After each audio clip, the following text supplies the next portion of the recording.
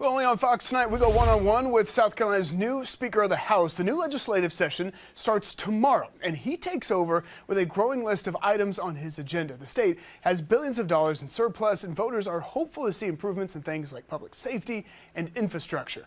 But not only that, two significant court rulings were just handed down in the last week. Let's go and start off with some of the court cases rulings. First, we've got the federal court ruling that the District 1, the congressional map, is gerrymandering, racially motivated. Does it look like that you guys will be redrawing the map, or do you think you will appeal that ruling? Well, right now, I think we're planning on appealing the ruling. We disagree with that ruling, and I'm consulting with my Senate colleagues. The Senate took the lead on the drawing of the congressional districts, so we're working through that together right now, and hopefully we'll make a decision here in the near future. But, you know, we've been through the electoral process with federal courts before, and certainly have not had much success at the district court level, but eventually have success at the appellate court level. So we're going to evaluate our options on appeal and whether recommendations from our respective attorneys that the House and Senate has retained to handle this case, and hopefully we'll make a decision soon and do what fits the needs of South Carolina. Another court ruling, the state Supreme Court ruled the fetal heartbeat bill unconstitutional. Where's the middle ground between the House and Senate? Because going at the end of the last legislative session, there was a compromise that was failed to be reached. So where is that compromise now? Well, the compromise is dead because the session ended. So we're going to have to start over with the issue.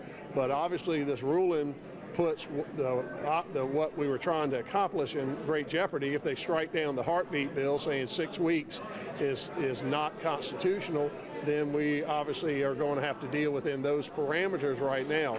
And let me say I wholeheartedly disagree with the Supreme Court's opinion. Unfortunately, our Supreme Court has taken away the role of the South Carolina General Assembly through the people of South Carolina, through their elected representatives, to make this determination. Because when the United States Supreme Court returned this issue back to the states, they envisioned it occurring through the legislative process, not through the judicial process. So I'm deeply disappointed in that decision. I wholeheartedly disagree with that decision, but we obviously have a respect for the rule of law, and so we're going to evaluate our options and see how we can protect life in South Carolina. Local state rep said sending it to the voters, doing a constitutional amendment is on the table. Is it on the table for you? Everything's on the table right now, and obviously we got to evaluate that.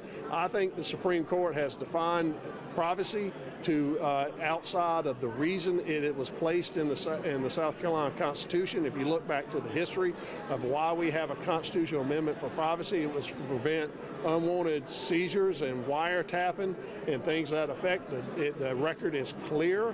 During the legislative record is clear. So, again, we hope that we can try to find ways to limit the privacy as to what it was intended when it was initially adopted by the citizens of this state.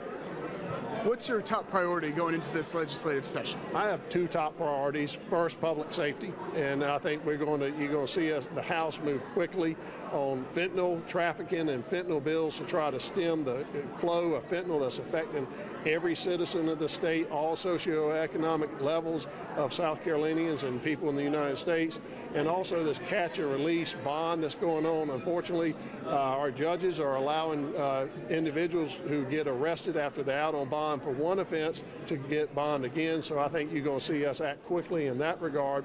And then I created a economic development and utility modernization committee. That was one of the first acts as Speaker that I did this summer, and they have been laboriously going through issues, and so you will see economic development is going to be one of my top issues this year, and you'll probably see us first concentrate on workforce. So there'll be a number of workforce bills I hope to be introduced in the next week or two, and you will see a lot of concentration in the House because we've had record success with economic development in South Carolina. Our economy is as strong as it's ever been in the history of the state, and I think we got to make sure we keep up the momentum, and also we plan for the future, because this economy isn't by no accident. It is by people having foresight of planning for the next wave of economic success in South Carolina. It's time for us to plant those seeds for the next few decades to come.